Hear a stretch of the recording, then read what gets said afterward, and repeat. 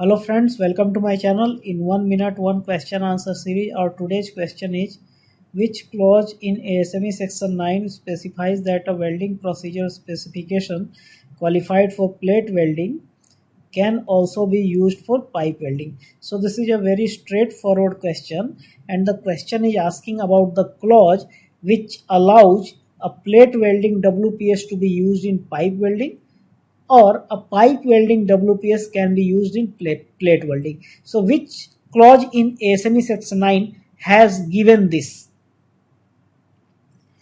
So we have four options. Option 1 is clause QW201, option 2 is clause QW202, option 3 is clause QW211, and option 4 is there is no such clause in ASME Section 9.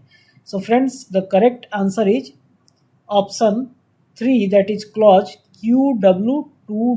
So this is a very straightforward question. In QW211, it mentions that qualification is in plate welding also qualifies a WPS for pipe welding and vice versa. Vice versa which means opposite is also true. Means WPS qualified in pipe welding can also be used for plate welding. So this is a very straightforward question. Now friends, I have a question for you. And the question is, what is the key difference between the test positions 2F and 2FR for fillet weld in pipe? So in pipe, there are two test positions, that is, there are many positions, but there are two test positions which starts with 2F. One is 2F and the second one is 2FR.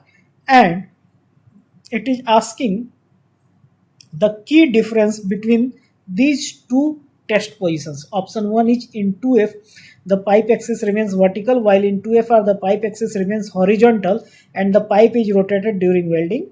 Option 2 is in 2F, the pipe axis remains horizontal, while in 2FR the pipe axis remains vertical and the pipe is not rotated. Option 3 is the pipe axis remains horizontal in both positions 2F and 2FR, however the pipe is rotated in 2FR, and option 4 is none of the above. So friends, I would request you to please write the answer in the comment box. However, I will also write the answer and the explanation in the comment box, and I'll pin that comment so that everyone can see that answer. Again, I would request you to please join my channel if you have not done it yet.